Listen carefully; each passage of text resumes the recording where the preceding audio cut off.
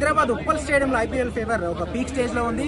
Rajasthan versus Sunrisers Hyderabad కాసేపట్లో match start కాబోతుంది. So Sunrisers Hyderabad గతం కంటే కూడా చాలా స్ట్రాంగ్ బ్యాటింగ్ లైనప్ తో బరిలోకి దిగుతుంది. సో 300 పక్కా అని చాలా మంది చెప్తున్నారు. కొంతమంది ఫ్యాన్స్ ఉన్నారు, మనం వారితో మాట్లాడడం. సో మీరు చెప్పండి, ఎంత స్కోర్ ఎక్స్పెక్ట్ చేయొచ్చు? సో ఎట్లా ఆడుతుంది అనుకుంటున్నారు? బ్యాటింగ్ డెప్త్ బాగా ఇంక్రీజ్ అవడం వల్ల 300 స్కోర్ టచ్ అవుతుందని ఎక్స్పెక్టేషన్స్ అయితే మాకున్నాయి. అది వాళ్ళు అవుతుందో లేదో తెలియదు, కానీ ఫస్ట్ మ్యాచ్ కాబట్టి ఓపెన్ మైండ్తో ఆడొచ్చు. అంటే చాలా మ్యాచెస్ ఇంకా పెండింగ్ ఉంటాయి కాబట్టి అభిషేక్ హెడ్ స్టార్ట్ మంచిగా ఇస్తే ఈశాన్ కిషన్ వచ్చాక ఇంకా ఫైర్ వర్క్సే. సో 300 టచ్ అవడం పెద్ద డిఫికల్ట్ టాస్క్ కాదని అనిపిస్తుంది. ఈ సీజన్ లో ఏదో ఒక మ్యాచ్ లో అయితే పక్కా సాధిస్తామని అనిపిస్తుంది. Very good depth in batting order మనకి ఈసారి. ఇందాక తను చెప్పినట్టే మనకు ఫస్ట్ హెడ్ అభిషేక్, తను పోతే ఇషాన్ పోతే నితీష్ పోతే క్లాసెన్ పోతే కూడా కింద ఆడడానికి అభినవ్ మనోహర్ ఉన్నాడు.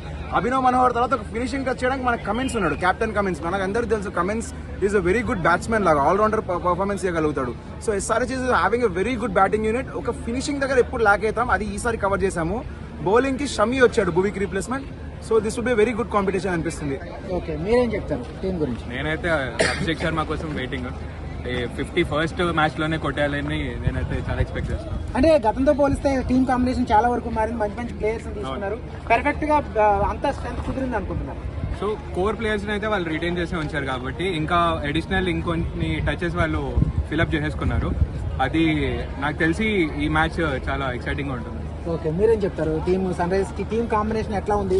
ప్యాట్ కమిన్స్ కెప్టెన్సీ కానీ నితీష్ కుమార్ రెడ్డి పెర్ఫార్మెన్స్ ఎట్లా ఉండబోతున్నారు? అంటే ఈ టైం టీం చాలా బ్యాలెన్స్డ్ అనిపిస్తుంది. ఎందుకంటే అన్ని ఏరియాస్ అనేది మనం కవర్ చేసాము.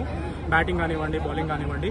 భువనేశ్వర్కి కరెక్ట్ అయిన రిప్లేస్మెంట్ సమయాన్ని కూడా తీసుకొచ్చాము. సో డెఫినెట్గా క్రాకింగ్ కాంపిటీషన్ ఉంటుంది. రన్స్ డెఫినెట్గా మనం స్కోర్ చేస్తాం ఈ టైం, ఎందుకంటే బ్యాటింగ్ డెప్త్ చాలా బాగుంది.